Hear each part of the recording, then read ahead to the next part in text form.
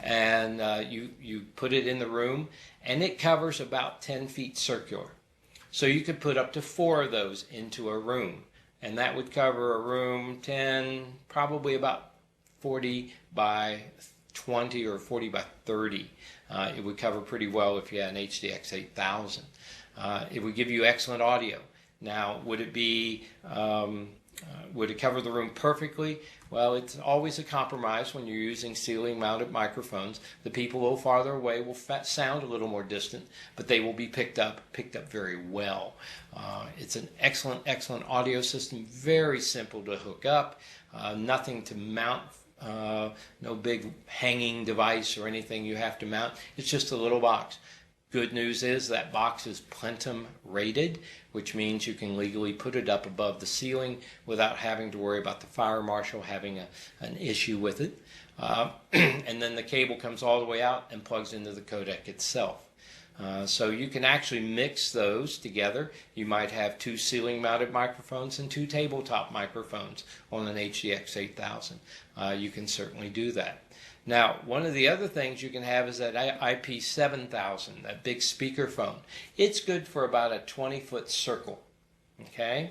And it's capable of picking up audio through that 20-foot circle and does a beautiful job with it. You can even dial the video system directly from the keypad on that on the IP7000. The other thing you can do is have multiple, up to 2, IP7000s cascaded together and plugged into the HDX. It does a very good job in that environment in a large room. Now, it is an IP phone. It is not a POTS or plain old telephone system phone. It is designed to be used with an IP call manager and IP call environment if you're going to use it for audio conferencing. So just be aware of that. You could kind of sneak around and plug the POTS line into the HDX. It does have a POTS port on the back of the HDX 8000, and then use the speakerphones to call, but you'd be actually making the call not through the speakerphone, but actually through the HDX. And it would use the audio system, the speaker system of the HDX itself. Okay. To the right, the big black box over there, that happens to be a sound structure. We have several models of sound structures, and these are computerized, very intelligent audio mixing systems that are designed to work with the HDX. It knows about the HDX. It knows how to talk to the HDX. The idea is to be able to give you more programming control over the audio in a room.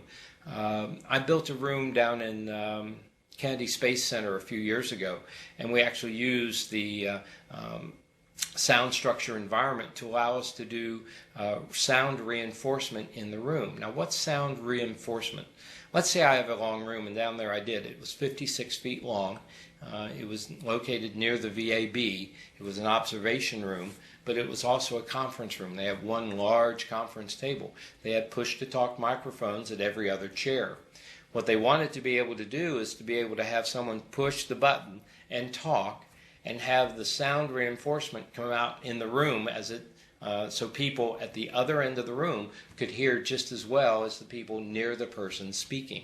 So we actually built zones into the room and improved the audio, made the audio louder as it got farther away from the person speaking.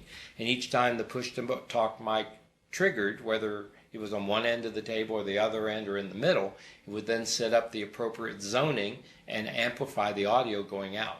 Worked very nicely. Things like that can be done to enhance the local audio while still being able to use it with a video conferencing system. That's called our sound structure. There are a number of models of sound structure. We're not really here talking about sound structure today, but it's something to look into if you're building a large environment or an environment where you need many microphones plugged in. Many being upwards of 64, I believe, is the upper limit. I might be wrong on that, but it's a large number of microphones. The colored little balls down there on the bottom right-hand side, those are additional microphones. They're not from Polycom. They're third-party microphones that are available. Just to say, we can connect other microphones to a Polycom system. It does not have to be a Polycom microphone. I can plug in a lav mic, wireless mic, The large environment that I did with Mr. Andy Miller and Mr. Jeffrey Katzenberg happened to be a large room, a big ballroom in Orlando. We had 2,300 people in the audience. Andy had a lavalier microphone. Mr. Katzenberg happened to be using the same microphone I'm using today, and it worked out beautifully. So the audio systems within the HDX are very, very good. Okay. Some additional features that the HDX has that I thought I'd point out: closed captioning. We don't think about that much. We don't really sell it as a focused piece, but it can be very important. Closed captioning can certainly work in an environment where it's very noisy and you can't hear the people. You think of the bars that you go to where they have closed captioning up on the TV. I like it because now I can read what's being said. I don't necessarily have to try to hear what's being said. That's one way to use it, but the other thing could be done very easily with closed captioning with the help of a translator, is being able to have an audio or a video conference in one language, English, and maybe somebody translating it in Portuguese and typing the Portuguese translation into the closed captioning. That can be done fairly easily. So keep that in mind. That could be something very handy to do, and that's only on the video side of the house. Works very well. We have an extensive set of API commands for the HDX, allowing you to customize it. That's how all the people who use AMX and Crestron, actually it's how we use the touch control, uses those commands. That command set allows us to create calls, create environments, to mute, change audio, change cameras if we want to. That all can be done very easily. I point that out because that API command set can be triggered by many things. Something even as simple as an Android phone device could even be used to trigger those commands if you wanted to, assuming you were on a Wi-Fi network. I point that out so that you can be creative. Maybe you have some ideas, some other ways of using our system. Wonderful to think of the creativity that's out there today in building custom systems. H323 and SIP support. I've mentioned this already, but we do fully support H323 and SIP. I did not mention there H320, and that can be very important, especially in the military groups. They're using KIV or KG encryption, and they do have the external encryptors. We do have the ability to accept those through a V.35 high-speed serial interface if necessary, and that's available as an added option to most of the HDX product line, certainly the 7000, 8000, 9000, and 6000. We also support H460 firewall traversal. That's Polycom's version of the firewall traversal capability, and we fully support that. So if you're behind a firewall and you have the video border proxy capability built somewhere, you can actually connect to it, and without having to do anything special to the firewall, to actually be able to go out there and traverse the firewall without any problem. That's also built in. Another thing certainly important to many people coming now is the IPv6 support. It's been in there for a long time. Version 3.0 fully supports the IPv6 capability. So if you have the requirement to go IPv6 in the future, not many people are doing it yet, but if you need it, it's there and available for you, and will be there. This happens to be a chart showing the various HDX products, the HDX 6, 7, 8, and 9. And as you can see, it's an eye chart. I'm sorry it's not bigger, but you can get a general idea. Gives you the capabilities, and generally they're what environment we see them in. For instance, 9000's high performance solution, primarily for integration. The 8000 is really the probably the most sold system that we have, though the 7000 is a good beginner system, and the 6000 really is designed as a beginner system because it only has 2 video inputs and 1 video output. Down there you can see on the list QoS capabilities, people and content across the board. Notice that people on content is only available on the 8000 and 9000 series.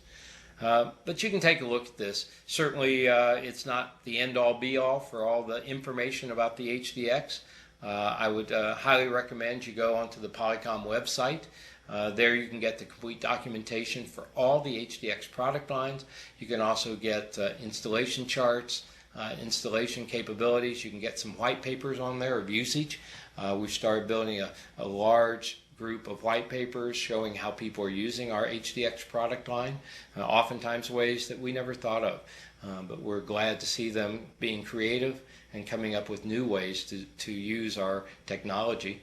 Also, the online support, there is a community there called community.polycom.com.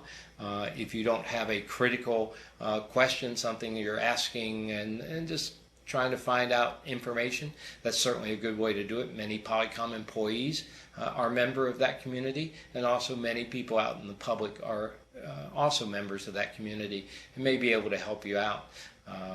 Certainly not the place to report bugs. That's done through Polycom support, of course. But it is a place to go look for additional information. And that's about it. Thank you for your time, and I appreciate your time, and I hope this has been informational to you, and have a great day. Thank you.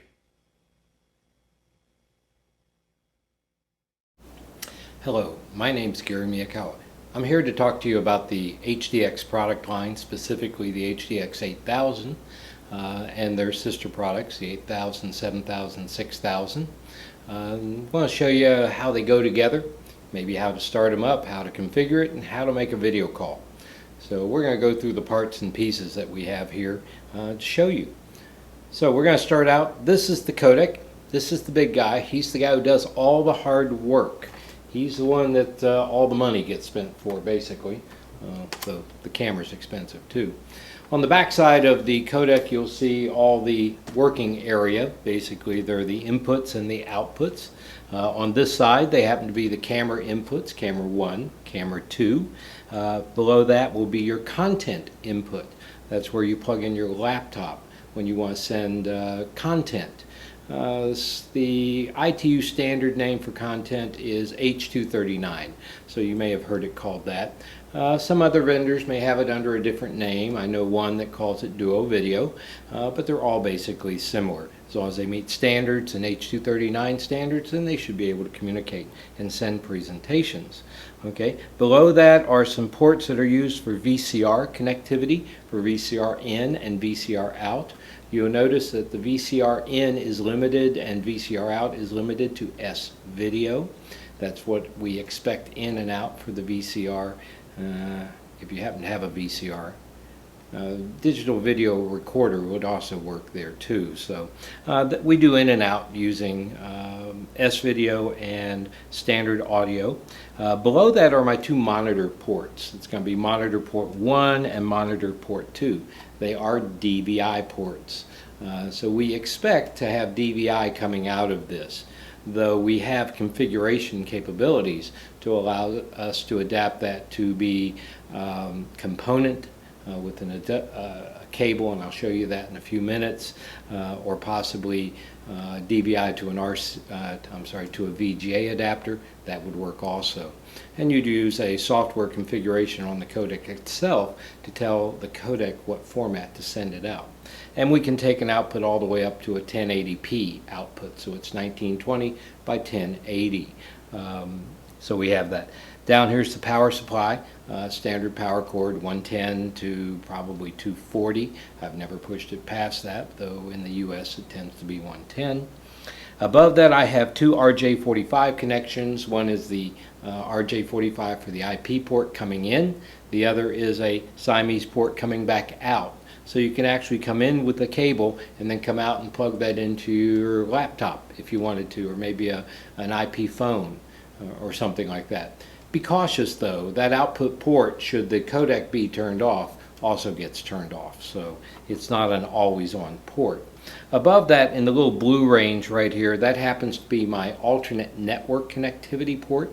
That port happens to be used for PRI, ISDN connectivity for PRI, or BRIs. the BRI adapter, or doghouse as we laughingly call it sometimes. It allows us to plug in 4 BRI ports. Okay, so that'd be a total of about 512K call. Certainly on a PRI port, we could go all the way up to, depending on whether